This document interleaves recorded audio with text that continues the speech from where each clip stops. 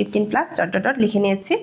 এখন খেয়াল করো, এই ধারার প্রথম পদ কি? আমাদের প্রথম পদ হচ্ছে 7, আর প্রথম পদকে আমরা কি দ্বারা প্রকাশ করি? এ দ্বারা। তাহলে এ ইকাল টু কি হবে? 7 হবে।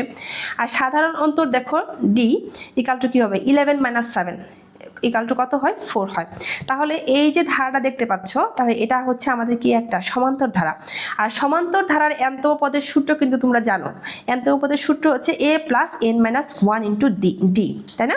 তাহলে এখান থেকে তোমাদের বের করতে হবে ধারাটির 120তম পদ। তাহলে তোমরা কি লিখবা? যে সুতরাং ধারাটির 120তম পদ ইকাল টু a প্লাস, যেখানে n আছে সেখানে আমাদের হয়ে যাবে 120 মাইনাস 1 ইন্টু ডি।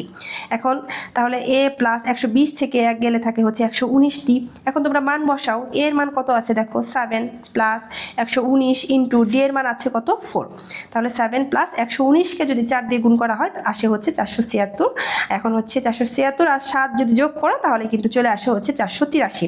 তার মানে ধারাটির 120তম পদ হবে 483।